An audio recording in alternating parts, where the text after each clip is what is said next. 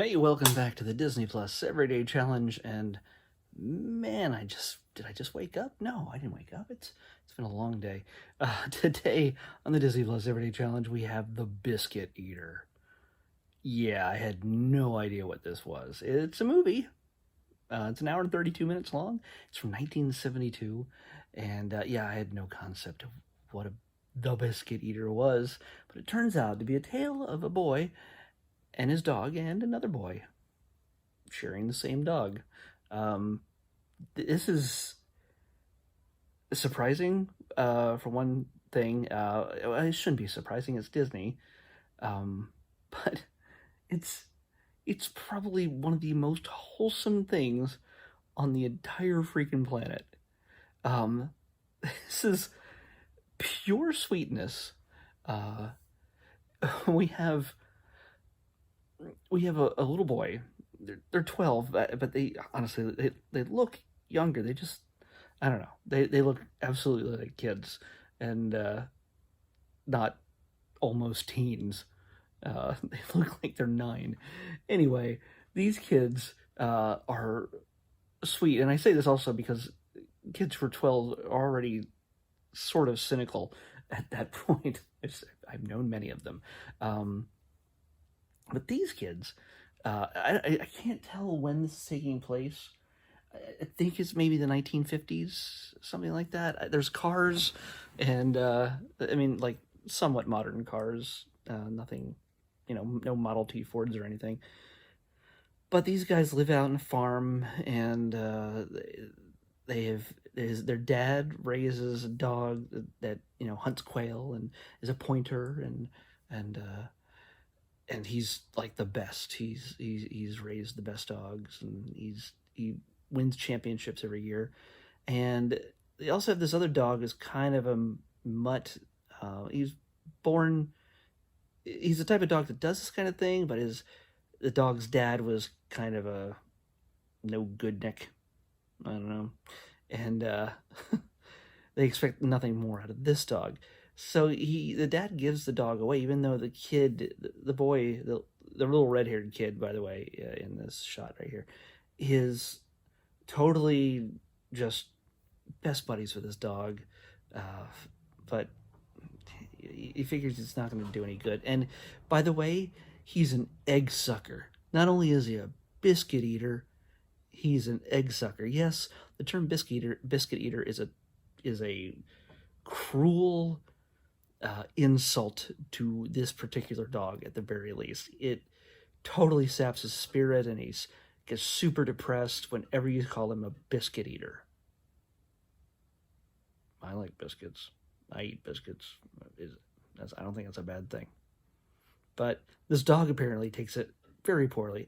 I'm sure it's maybe the terminology of the time made it a very bad thing. Along with it, an egg sucker as well. That's about the lowest thing you can be. So this dog he sucks eggs and he eats biscuits, and those are all apparently horrible things to be when you're a dog. And so he's worth nothing to the family, and it's got to be given. He's got to be given away. He's given away by the way to the best character in this movie. His name is Willie, and he's played by Godfrey Cambridge. I looked him up. If you watch this movie for no other reason, that it's to watch this guy's performance.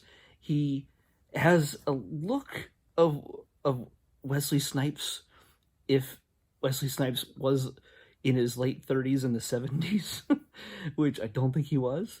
He was very much younger in the 70s. But this guy, he's tremendous in how he expresses himself, and he's sort of a slick salesman. He's always making deals and trades and things, bartering for the things he needs, and it doesn't matter if you're an adult or if you're the kid, he'll weasel something out of you. He'll actually make a trade and make you think you owe him just for trading things. Honestly, if you're gonna watch this movie, and if you haven't already, watch it just for Willie. Willie is freaking amazing. throughout the film. You think he might be just a one-off character that everybody runs into like toward the beginning of the film. Nope. He is somewhat important through the entire film, but he's not like the main character or anything, but yeah, he's awesome. Back to the main story. The kid and his best friend text, by the way, text. Oh, come on. Work that out. There you go. Text. With a T, not Tex as in short for Texas. Text. There's a story behind how he got his name. His mama explains it. And she helps give the dog a name along with the boys when the boys weasel the dog back from Willie and in exchange for certain chores or whatever. So anyway, they name the dog, and I don't want to give away the name. It's biblical. Let's just say that, but it's not the biblical in the way you think. These kids set out to train the untrainable dog to make him a pointer to hunt down quail and join in a competition, and they take him from nothing to something pretty close to amazing. And it's super sweet when these kids have to go up against Lonnie's dad. I think Lonnie, is it Lonnie? What's his name? Lonnie, anyway. Yeah, Lonnie and Text. When Lonnie has to go up against his dad, and there's a certain tension there that has to be worked out. By the way, I call this movie wholesome because, except for one character, there is not a bad guy amongst them. Even if Dad is stern, he's fair and he's human. These are performances that, again, they're not going to win any kind of like humongous awards or anything, but the way the actors portray them according to the script, even adhering to the script or anything else, they just inject them with some real genuine humanity. And I think it's so rare to find that, even in just I don't know what the budget was of this kind of film. I just realized, I'm just reading it now. This is a remake of a popular 1940 film. So this is done 32 years later, but it's a classic. So maybe this did take place in the 40s. I don't know what. But anyway, or the 30s even. Jeez, I don't know. Either way, I lost my train of thought. This movie is so freaking wholesome that when the kids are set to make a very crucial decision about the future of them and their dog, it's heartbreaking. It is absolutely heartbreaking. And no, this is not an Old Yeller situation. Don't go into it with that. Don't think that. And I'm not going to spoil anything else beyond that, but there's no Old Yeller situation where they got to put the dog down. There is a threat to the dog by a certain neighbor who doesn't like him coming on his property, but beyond that, everybody in this is just freaking sweet and wholesome, and it's a story of a boy and his dog. Two boys and their dog. And by the way, there's an equal amount of white and black characters in this, and no racism. Like, racism doesn't exist. It's kind of amazing for this era. There's not even like we're not supposed to be friends in this era where, but here we are, we're treating each other as equals. They don't even address it. The color of their skin doesn't even become a talking point. And the fact that I'm even talking about it now just tells us how far we've devolved. But the idea is that Charity and her son Text, and Lonnie and his dad and mom, they're all just friends, and there's no, well, she's mighty fine for a white guy, or pretty friendly for a black woman. There's that kind of like, for the kind of minimizing you get with some dialogue when you have to set it in a certain period of time, when racism was just a day-to-day thing, like it's not now. When it's a thing that was expected and it has to become a plot point, it's not a plot point in this. And that's kind of freaking amazing. You don't get that. And yes, racism exists in the real world, but in this movie, people can be in different races and be absolutely human to each other and be friends and not politicize it and not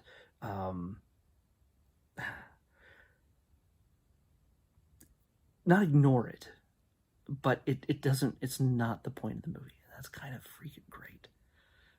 You don't get that a lot. It's all about the kids and the dog, and a dad struggled to raise his son to believe in something and sort of and work for what he has, and a mom who, she's just awesome. She doesn't have a whole lot of scenes, but when she's in it, she's important to the story, especially at one point. And yeah, this is, to me, this is one of these great little pleasures I get from doing the Disney Plus Everyday Challenge, is that a movie I had never heard of until this moment, and a movie I never expected to hear the word egg sucker. Egg sucker, egg sucker, egg sucker, egg sucker. He sucks eggs. Well, he sucks egg sucking. He's an egg sucker. Well, that dog's an egg sucker.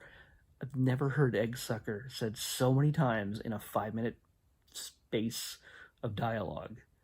It felt like they said it 30 times, at least, per person.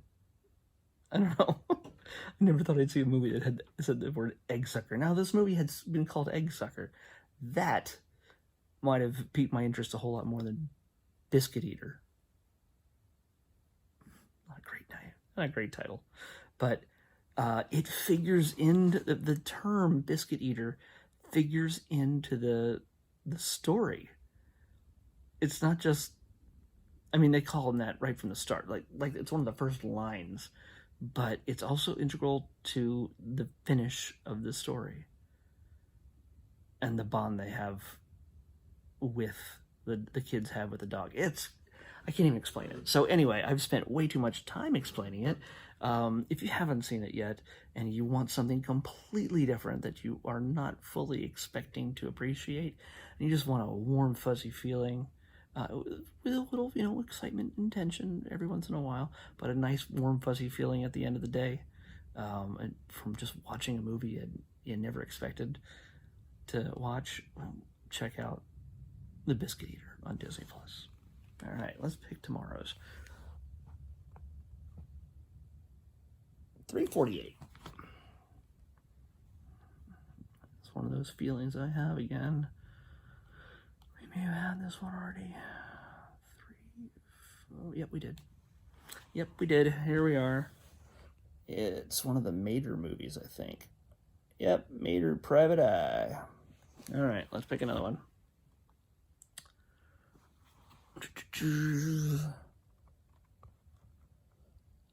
167. I think we've had this one too. Dang it. Dang my memory. There's a Biscuit Eater. Yep. Ugh. Egg sucker. This one we had, and it was Fast Lane, which that was not too long ago. I wonder I realized what it was. All right. Man, this is happening way too much. Oh, what the heck? No, I didn't choose travel bags or whatever the... Oh, no, let's check on my email. Come on. All right, here we go. 124, staying low. 124. Oh, we haven't had this, but it's a movie. And it's a sequel to a movie whose original, where I haven't seen the original movie. But here we go. Descendants 2. 124. Descendants 2. That's what we're watching. I think there's wizards and children of iconic Disney characters all being teenagers and stuff. That's what we're gonna watch. on the Disney Plus Everyday Challenge. I'll see you back here tomorrow. Watch it with me. We'll catch up. See you then.